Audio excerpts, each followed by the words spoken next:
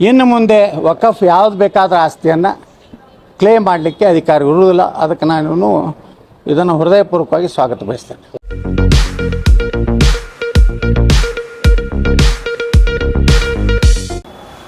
स्वागत है आपका अर्बन न्यूज़ में. मैं आपके साथ वासंती कलाल. ಮೊದಲನೇದಾಗಿ ಕೇಂದ್ರದಲ್ಲಿರುವಂಥ ನಮ್ಮ ಭಾರತದ ಪ್ರಧಾನಮಂತ್ರಿ ನರೇಂದ್ರ ಮೋದಿ ಅವರಿಗೆ ಹಾಗೂ ಗೃಹ ಮಂತ್ರಿ ಅಮಿತ್ ಶಾ ಅವರು ಏನು ಲೋಕಸಭೆಯಲ್ಲಿ ಇವತ್ತು ಈ ದೇಶದ ಅತ್ಯಂತ ಕರಾಳವಾದಂತಹ ಕಾಂಗ್ರೆಸ್ಸಿನ ಶಾಪಗ್ರಸ್ತವಾದಂಥ ಒಂದು ಬಿಲ್ಲು ತಿದ್ದುಪಡಿಯಾಗಿದೆ. ಇದರಿಂದ ಇವತ್ತು ಯಾವುದೇ ವಕಫ್ ಅನ್ನೋಂಥದ್ದು ಆಸ್ತಿಯನ್ನು ಬೇಕಾಬಿಟ್ಟಿಯಾಗಿ ಘೋಷಣೆ ಮಾಡಲಿಕ್ಕೆ ಬರೋದಿಲ್ಲ. ಜಿಲ್ಲಾಧಿಕಾರಿಗಳಕ್ಕಿಂತ ಮೇಲಿನ ಅಧಿಕಾರಿಗಳ ಒಂದು ಪರಿವೀಕ್ಷಣೆಯಲ್ಲಿ ಅದು ಇವ್ರದೇ ಆಸ್ತಿಯವರು ಅಂಥದ್ದು ಮೊದಲು ದೃಢೀಕರಣ ಆಗ್ಬೇಕು ಅನ್ನೋಂಥದ್ದೇನು ತಿದ್ದುಪಡಿ ಮಾಡಿದ್ದಾರೆ. ಇದರಿಂದ ಇಡೀ ದೇಶದಲ್ಲಿ ಇವತ್ತು ವಕಫ್ದವರು ಏನು ಟ್ರಿಬ್ಯುನಲ್ದಲ್ಲಿ ಇವತ್ತು ವಿಧಾನಸೌಧನೂ ನಮ್ಮದೇ, ಹೈಕೋರ್ಟ್ ನಮ್ಮದೇ, ಭಾರತದ ಪಾರ್ಲಿಮೆಂಟ್ ನಮ್ಮದೇ ಅನ್ನೋಂಥ ಒಂದೇನು ಅವರ ಒಂದು ರೀತಿ ಇಡೀ ದೇಶನೇ ನಮ್ಮದೇ ಅನ್ನೋಂಥ ಲೆಕ್ಕದಲ್ಲಿ ಏನು ಮಾತಾಡ್ತಾ ಇದ್ರು, ಅದಕ್ಕೆ ಒಂದು ಕಡಿವಾಣ ಹಾಕಿದ್ದಾರೆ. ಇದಕ್ಕೆ ಮೂಲ ಕಾರಣ ಕರ್ನಾಟಕದ ನಮ್ಮ ಏನು ತಂಡ ಇದೆ, ಬಿ ಜೆ ಪಿಯಲ್ಲಿ ಇರುವಂಥ ಏನು ವಿಜೇಂದ್ರ ಚೇಲಾಗಳನ್ನು ಬಿಟ್ಟು ನಿಜವಾಗಿಯೂ ನಮ್ಮ ದೇಶದ ಜನರ ಪರವಾಗಿ, ನಮ್ಮ ರೈತರ ಪರವಾಗಿ, ನಮ್ಮ ಮಠ ಮಾನ್ಯಗಳ ಪರವಾಗಿ ಮತ್ತು ನಮ್ಮ ಸರ್ಕಾರದ ಆಸ್ತಿಯ ಪರವಾಗಿ ಹೋರಾಟ ಮಾಡಿದವರು ನಾವು ಮೊದಲು ಪ್ರಾರಂಭ ಮಾಡಿದವರು.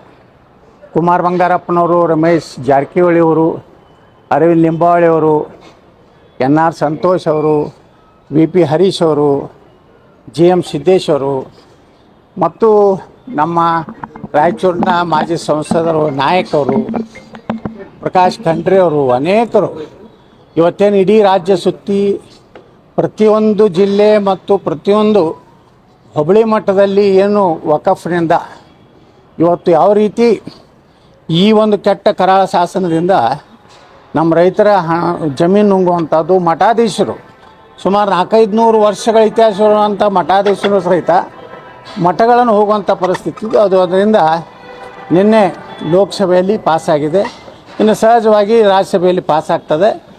ಇನ್ನು ಮುಂದೆ ವಕಫ್ ಯಾವ್ದು ಬೇಕಾದ ಆಸ್ತಿಯನ್ನು ಕ್ಲೇಮ್ ಮಾಡಲಿಕ್ಕೆ ಅಧಿಕಾರ ಇರುವುದಿಲ್ಲ. ಅದಕ್ಕೆ ನಾನು ಇದನ್ನು ಹೃದಯಪೂರ್ವಕವಾಗಿ ಸ್ವಾಗತ ಬಯಸ್ತೇನೆ. ಬೆಲೆ ಏರಿಕೆ ವಿರುದ್ಧ ವಿಜಯೇಂದ್ರ ಮತ್ತು ಬಿಜೆಪಿಯಿಂದ ಇದು ಪ್ರತಿಭಟನೆ ಅಹೋರಾತ್ರಿ ಪ್ರತಿಭಟನೆ ನಡೆಸ್ತಾ ಇದ್ದಾರೆ ಸರ್. ಮತ್ತೊಂದು ಕಡೆಯಾಗಿ ಇವತ್ತು ಯಡಿಯೂರಪ್ಪನವರು ಕೂಡ ಪ್ರತಿಭಟನೆಯಲ್ಲಿ ಭಾಗವಹಿಸಿದ್ದಾರೆ ಸರ್. ಯಡಿಯೂರಪ್ಪ ತನ್ನ ಮಗನ ರಕ್ಷಣೆಗಾಗಿ ಭಾಗವಹಿಸ್ತಾ ಇದ್ದಾನೆ, ಬಿ ಜೆ ಪಿ ಸಲುವಾಗಿ ಅಲ್ಲ.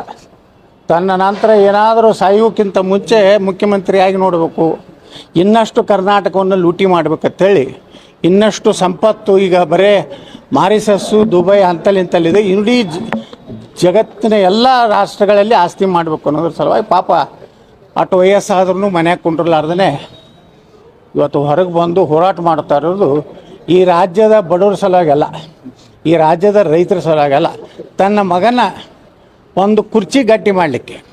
ಯಾಕಂದರೆ ಇದೇ ರೀತಿ ಬ್ಲ್ಯಾಕ್ ಮೇಲ್ ಮಾಡಿ, ಅಮಿತ್ ಶಾರ್ಗೆ ಬ್ಲ್ಯಾಕ್ ಮೇಲ್ ಮಾಡಿ ಎಲ್ಲ ನನ್ನ ಮಗನ ತೆಗೆದುಬಿಟ್ರೆ, ಯತ್ನಾಳ್ ಹೊರಗೆ ಹಾಕದಿದ್ರೆ ನಾನು ನೇಣು ಹಾಕೋತೀನೋ ಅಂತ ಕೆಳಮಟ್ಟದ ರಾಜಕಾರಣ ಮಾಡ್ಕೊಂಡು ಯಡಿಯೂರಪ್ಪ ಇವತ್ತು ಕೊನೆಯ ದಿನಗಳನ್ನು ಎನಿಸ್ತಾ ಇದ್ದಾರೆ.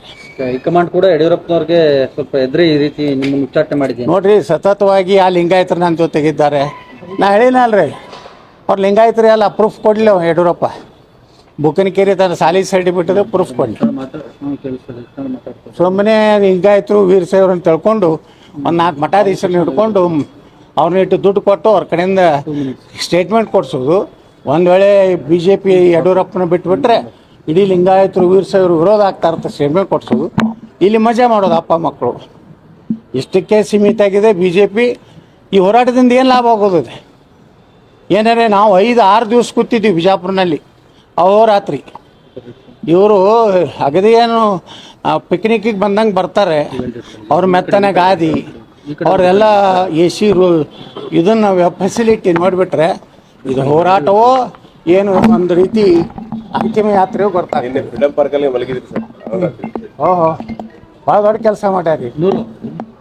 ಫ್ರೀಡಮ್ ಪಾರ್ಕ್ನಲ್ಲಿ ಯಾವ ವೈಭವದಿಂದ ಮಕ್ಕೊಂಡಾರ ಹಾಂ ಅವ್ರ ವೈಭವದ ಗಾದಿ ಗೀದಿ ತೋರಿಸ್ರಿ ಸ್ವಲ್ಪ ಮಾಧ್ಯಮದವ್ರು. ನೀವು ಬಹುರಾತ್ರಿ ಯಡಿಯೂರಪ್ಪರ ಮಗ ಮಕ್ಕೊಂಡಿದ್ದು ಇಡೀ ರಾಜ್ಯದ ಜನ ದುಃಖ ಪಡ್ತಿದ್ದಾರೆ ಅಂತ ಹೊಡಿಬೇಡ್ರಿ ಆಯ್ತ್ರೆ. ಈಗ ಹೊಸ ಪಕ್ಷ ಕಟ್ಟುವಂತ ಚರ್ಚೆ ಪ್ರಸ್ತಾಪವನ್ನು ಹೇಳಿದ್ರೆ ನಿಮ್ಗೆ ಯಾರು ಹೇಳಿದ್ರೆ ಹೊಸ ಪಕ್ಷ ಅಂತ ಹೇಳಿ? ನಾವು ಮೊದಲು ಅದನ್ನ ಎಲ್ಲ ಸರ್ವೆ ಮಾಡ್ತೀವಿ. ಈ ಕೆಟ್ಟ ಕುಟುಂಬ ಏನಿದೆ ಯಡಿಯೂರಪ್ಪಂದು, ಈ ಕುಟುಂಬಕ್ಕೇನೆ ಬಿ ಜೆ ಪಿ ಮುಂದುವರ್ಸಿದ್ರೆ ಅದ್ರ ಬಗ್ಗೆ ನಾವು ಚಿಂತನೆ ಮಾಡ್ತೀವಿ. ನಾವು ಈ ಕೆಟ್ಟ ಕುಟುಂಬ ತೆಗೆದ್ರೆ ಮಾತ್ರ ಬಿ ಜೆ ಪಿಗೆ ಭವಿಷ್ಯ ಇದೆ ಕರ್ನಾಟಕದಲ್ಲಿ.